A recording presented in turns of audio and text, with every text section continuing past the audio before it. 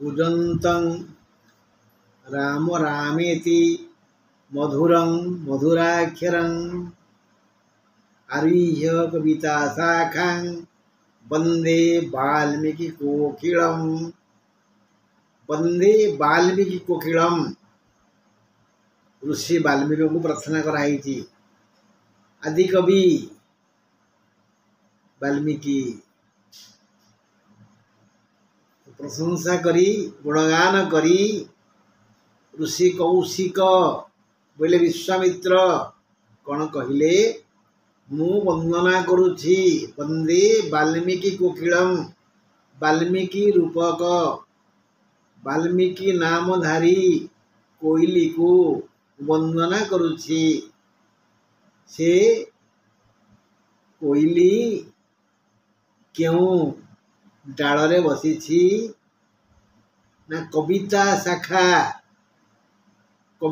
शाखार से बसी। से कौन कहू कहू कहूची किंतु आमको शुभुची अन्य प्रकार रे कूजंतं से कूजन करुछि। बंधु कूजन कूजन कू माने मंद जन मान लोक कूजन बोले मंद लोक कूजन बोले क दीर्घ वर्गीय जन कूजन बोले पक्षीर डाक। तेणु कूजन्तं राम रामेति यही कोइली तार कूजन रे तार कुहुकु नादरे कहूची राम राम कूजन्तं राम रामेति। र आउ म ए दिटा अक्षर ए दी अक्षर को नहीं सृष्टि हेची रमणीय शब्द राम। कूजन्तं राम रामेति मधुरं मधुराक्षरं ए दुईटी अक्षर होची मधुर अक्षर मिठा अक्षर स्वादपूर्ण अक्षर। लंकारे विभीषण घरर कांथरे लेखा हेतिला राम राम। एथिरे उत्क्षिप्त होई रावण पचारिथिले विभीषण को कौन लिखिचो मु लिखिची पा मूल अक्षर रे रा माने तमे रावण मो भाउज मंदोदरी मु तुम दुहिं को तो सम्मानित करे सेथिपाई कि तुम दुहिं को नाम को मोर इष्ट भावी लिखिची। एटा बंचिबा पई विभीषण कहिथिले एतिकी मिथ्या जीवन रे किंतु से राम राम जपुथिले कहूथिले भजुथिले। कूजन्तं राम रामेति मधुरं मधुराक्षरं आरुह्य कविता शाखा को आरोहण करी से राम राम एई दुई र आउ म एई पवित्र मधुर दुईटी अक्षर को जोड़ी राम राम गाउथिले। तेणु एई भली राम राम गाउथिबा कविता शाखारे बसीथिबा वाल्मीकि नामक कोकिलम को मु वंदना करुछि। किए कहले कथा राम रक्षा कवचर कवि बुध कौशिक माने विश्वामित्र बंधु आमे सेई कोकिलम को प्रणाम करिवानी। प्रणमामि अहम।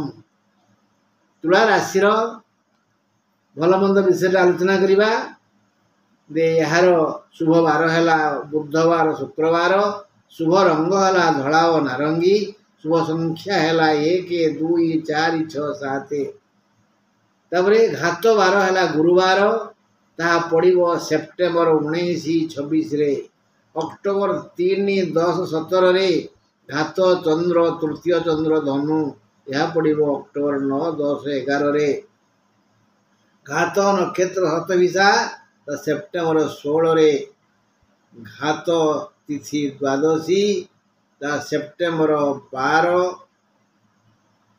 अक्टोबर 14 रे पड़ो अक्टोबर 14 रे पड़ो तिथि द्वादशी आउ घात नक्षत्र हतविषा से पड़ो सेप्टेम्बर 16 रे।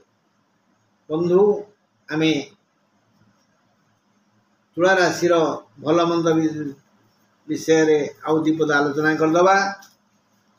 ହଁ, ଅସୁର ଗୁରୁ ହେଲେ ବି ପ୍ରବୀଣ ରାଜନୀତିଜ୍ଞ ଶୁକ୍ର, ତାଙ୍କ ଦେହର ରଙ୍ଗ ଧଳା, ସେ ଧବଳ ବସ୍ତ୍ର ପରିଧାନ କରନ୍ତି।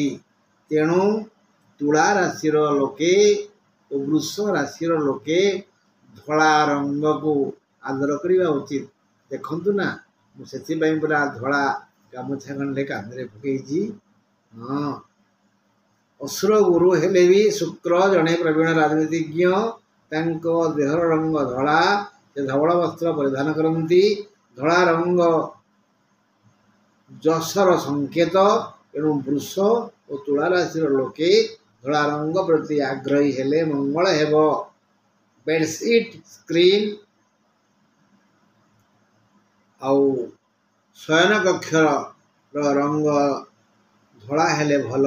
ଯଦି କଥା ମାନି ଧଳା ରଙ୍ଗ ପ୍ରତି ରୁଚି ଓ ଶୀଳ ମର୍ଯ୍ୟାଦାପୂର୍ଣ୍ଣ ହୁଅନ୍ତି, ସେ ରୋଗ କବଳିତ କରିପାରିବ ନାହିଁ। ଏହି ତୁଳା ଓ ବୃଷ ରାଶିଙ୍କୁ ରୋଗ କବଳରୁ ମୁକ୍ତ କରିବ ଧଳା ରଙ୍ଗ। ସେମାନେ ବ୍ୟବହାର କରିବେ ଧଳା ପୋଷାକ, ଧଳା ସ୍କ୍ରିନ୍, ତକିଆ ଖୋଳ ବି ଧଳା, ବେଡସିଟ୍ ଧଳା, ଆଉ ପୋଷାକ ଧଳା। ଯେତେ ଧଳାକୁ ଆଦର କରିବେ, ଯେଉଁ ଘରେ ରହିବେ ସେ ଘରର ଶୟନ କକ୍ଷ ଧଳା ହେବା ଉଚିତ, ହେଲେ ରୋଗ ହବନି। ମୁଁ କହୁନି, ମୋ ଜ୍ଞାନୀମାନେ କହିଛନ୍ତି, ଦୋଷ ମୋର ଟିକେ ବି ନାହିଁ। ହଁ ବନ୍ଧୁ, ତୁଳା ଅର୍ଥ ନିକିତି, ସେ ଜଣାଏ ଓଜନର କେତେ ଗୁରୁତ୍ୱ ଅଛି।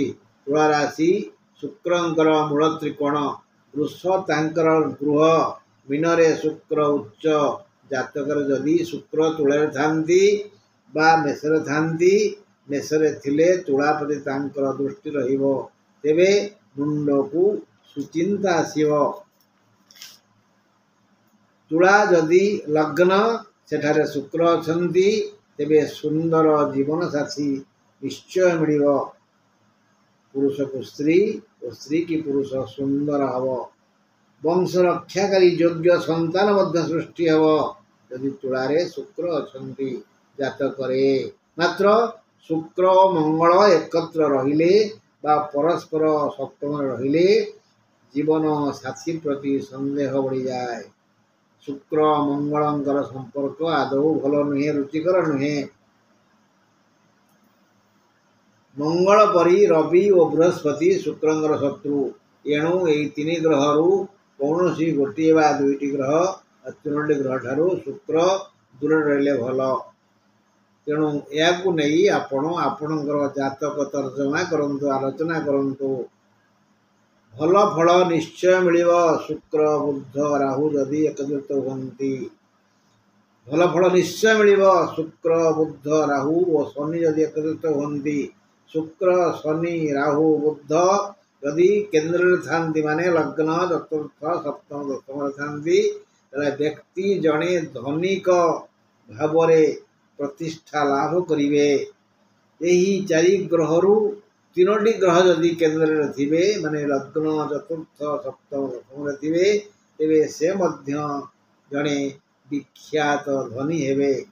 ଧୀରେ ସୁସ୍ଥେ ଧନ ବଢ଼ି ବଢ଼ି ସମସ୍ତ ଧାର ଉଧାର, ହାତ ଉଧାରି, କରଜ ଋଣ ସୁଝାସୁଝି ସାରି ସଞ୍ଚିତ ଧନରେ କିଛି ଭଲ କାମ କରିବେ। ଜାତକରେ ଶୁକ୍ର ଏକାକୀ ଯଦି ମୀନରେ ଥାନ୍ତି, ଶୁକ୍ର ଉଚ୍ଚରେ ମୀନରେ ଏକୁଟିଆ ଥାନ୍ତି, ତାହେଲେ ତାହା ତୃତୀୟ, ଷଷ୍ଠ, ଦ୍ୱାଦଶ ଘର ହୋଇନଥିବ। ଶୁକ୍ର ଥିବେ ମୀନରେ, ଲଗ୍ନରୁ ଗଣିଲେ ତା 3 ନମ୍ବର, 6 ନମ୍ବର କି 12 ନମ୍ବର ହେଉନଥିବ, ତେବେ ଜାତକର ଯଶ ସହଜରେ ବ୍ୟାପିଯାଏ, ଧନ ଶୀଘ୍ର ଶୀଘ୍ର ବଢ଼ିଯାଏ, ସବୁ କ୍ଷେତ୍ରରେ ଲାଭ ହୁଏ। ଯଦି ମୀନରେ ଶୁକ୍ର ଥାନ୍ତି, ତା ଏକାଦଶ ଘର ବା ଦଶମ ରହିଥାଏ, ସେ ବ୍ୟକ୍ତି ଉତ୍ତମ କର୍ମ କରି ଲାଭବାନ ହୋଇଥାନ୍ତି। ମୀନ ଯଦି ସପ୍ତମ ରହିଥାଏ, ଶୁକ୍ର ଥାନ୍ତି ଏବଂ ତାଙ୍କୁ ବୃହସ୍ପତି ଦେଖୁଥାନ୍ତି ଉତ୍ତମ ଜୀବନସାଥୀ ମିଳିଥାଏ ଓ ଧନୀ ଶ୍ୱଶୁର ବି ମିଳିଥାନ୍ତି। କନ୍ୟା ଯଦି